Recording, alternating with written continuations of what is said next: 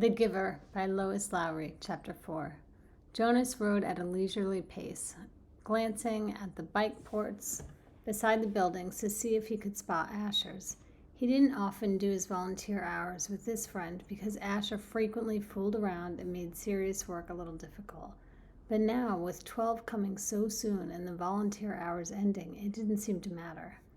The freedom to choose where to spend those hours had always seemed a wonderful luxury to Jonas. Other hours of the day were so carefully regulated.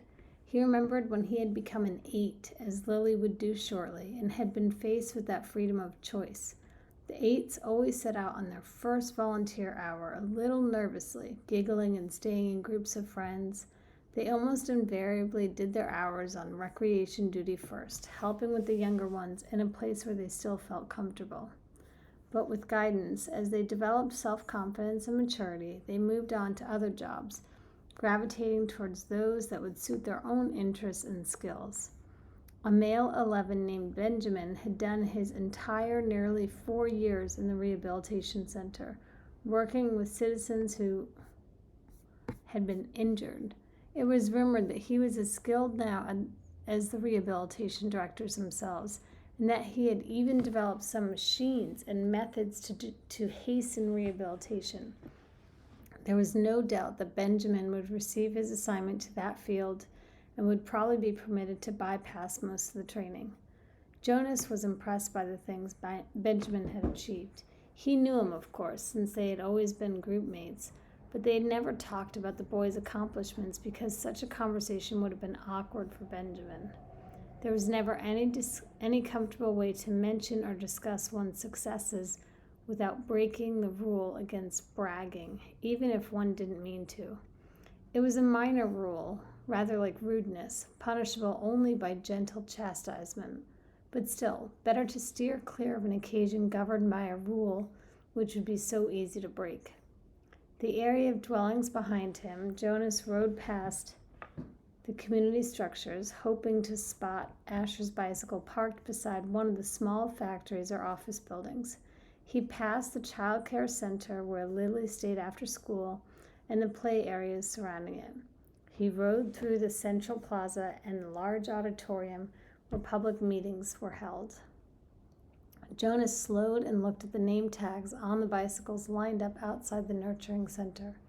Then he checked those outside food distribution. It was always fun to help with the deliveries, and he hoped he would find his friend there so that they could go together on their daily rounds, carrying the cartons of supplies into the dwellings of the community. But he finally found Asher's bicycle, leaning, as usual, instead of upright in its port, as it should have been, at the house of the old.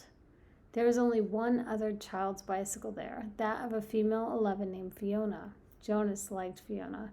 She was a good student, quiet and polite, but she had a sense of fun as well, and it didn't surprise him that she was working with Asher today. He parked his bicycle neatly in the port beside theirs and entered the building. "Hello, Jonas," the attendant at the front desk said. She handed him the sign-up sheet and stamped her own official seal beside his signature.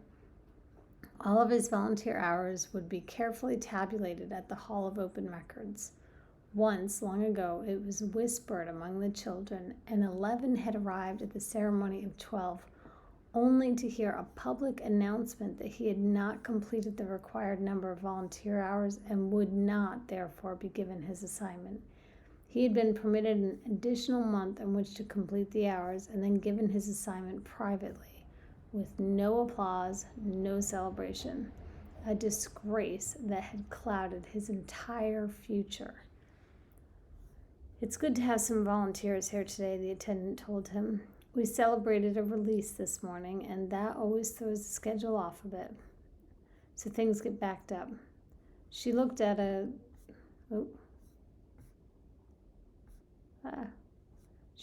printed sheet. "Let's see. Asher and Fiona are helping in the bathing room. Why don't you join them there? You know where it is, don't you?" Jonas nodded, thanked her, and walked down the long hallway. He glanced into the rooms on either side. The old were sitting quietly, some visiting and talking with one another, others doing handwork and simple crafts. A few were asleep. Each room was comfortably furnished, the floors covered with thick carpeting. It was a serene and slow-paced place, unlike the busy centers of manufacture and distribution where the daily work of the community occurred. Jonas was glad that he had, over the years, chosen to do his hours in a variety of places so that he could experience the differences. He realized, though, that not focusing on one area meant he was left with not the slightest idea, not even a guess, of what his assignment would be. He laughed softly, thinking about the ceremony again. Jonas? He teased himself, but he suspected that with the date so near, probably all of his friends were too. He passed a caretaker walking slowly with one of the olds in the hall. "Hello, Jonas," the young uniformed man said, smiling pleasantly. The woman beside him, whose arm he held, was hunched over as she shuffled along in her soft slippers. She looked towards Jonas and smiled, but her dark eyes were clouded and blank. He realized she was blind. He entered the bathing room with its warm, moist air and scent of cleansing lotions. He removed his tunic, hung it carefully on a wall hook, and put on the volunteer's smock that was folded on a shelf. "Hi, Jonas," Asher called from the corner where he was kneeling beside a tub. Jonas saw Fiona nearby at a different tub. She looked up and smiled at him, but she was busy, gently washing a man who lay in the warm water. Jonas greeted them and caretaking attendants at work nearby.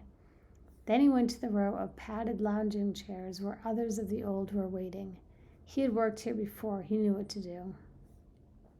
"Your turn, Larissa," he said, reading the name tag on the woman's robe. "I'll just start the water and then help you up." He pressed the button on a nearby empty tub and watched as the warm water flowed in through the many small openings on the sides. The tub would be filled in a minute and the water flow would stop automatically.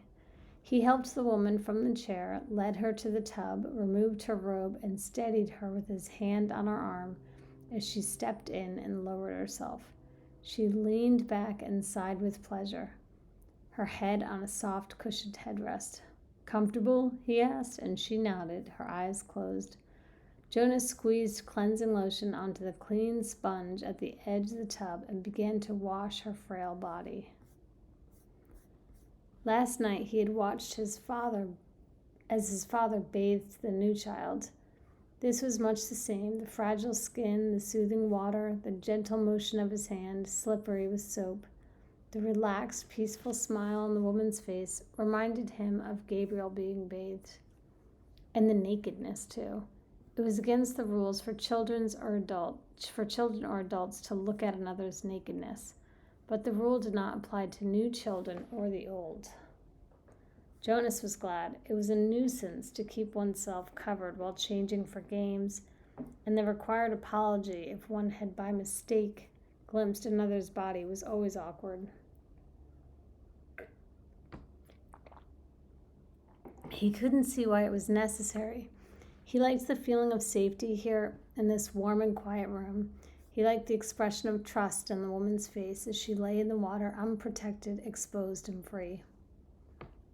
From the corner of his eye, he could see his friend Fiona help the old man from the tub and tenderly pat his thin, naked body dry with an absorbent cloth. She helped him into his robe. Jonas thought Larissa had drifted into sleep, as the old often did, and he was careful to keep his motion steady and gentle so he wouldn't wake her. He was surprised when she spoke, her eyes still closed. "This morning we celebrated the release of Roberto," she told him. "It was wonderful." "I knew Roberto," Jonas said. "I helped with his feeding the last time I was here, just a few weeks ago. He was a very interesting man." Larissa opened her eyes happily. "They told his whole life before they released him. They always do. But to be honest," she whispered with a mischievous look, "some of the tellings are a little boring. I've even seen some of the old fall asleep during tellings. When they released Edna recently, did you know Edna?" Jonas shook his head. He couldn't recall anyone named Edna. "Well, they tried to make her life sound meaningful. And of course," she added primly, "all lives are meaningful. I don't mean that they aren't. But Edna, my goodness, she was a birth mother, and then she worked in food production for years until she came here. She never even had a family unit. Larissa lifted her head and looked around to make sure no one else was listening. Then she confided, I don't think Edna was very smart. Jonas laughed. He rinsed her left arm, laid it back into the water, and began to wash her feet. She murmured with pleasure as he massaged her feet with the sponge. But Roberto's life was wonderful, Larissa went on after a moment. He had been an instructor of 11s. You know how important that is. And he'd been on the planning committee. And, goodness, I don't know how he found the time. He also raised 2 very successful children. And he was also the one who did the landscaping design for the Central Plaza. He didn't do the actual labor, of course. Now you're back. Lean forward and I'll help you sit up. Jonas put his arm around her and supported her as she sat. He squeezed the sponge against her back and began to rub her sharp-boned shoulders. Tell me about the celebration. Well, there was the telling of his life. That is always first. Then the toast. We all raised our glasses and cheered. We chanted the anthem. He made a lovely goodbye speech, and several of us made little speeches wishing him well. I didn't, though. I've never been fond of public speaking. He was thrilled. You should have seen the look on his face when they let him go. Jonas slowed the strokes of his hand on her back thoughtfully. Larissa, he asked, what happens when they make the actual release? Where exactly did Roberto go? She lifted her bare, wet shoulders in a small shrug. I don't know. I don't think anybody does, except the committee. He just bowed to all of us and then walked, like they all do, through the special door in the releasing room. But you should have seen his look. Pure happiness, I'd call it. Jonas grinned. I wish I'd been there to see it. Larissa frowned. I don't know why they don't let children come. Not enough room, I guess. They should enlarge the releasing room. We'll have to suggest that to the committee. Maybe they'd study it, Jonas said slyly. And Larissa chortled with laughter. Right, she hooted. And Jonas helped her from the tub.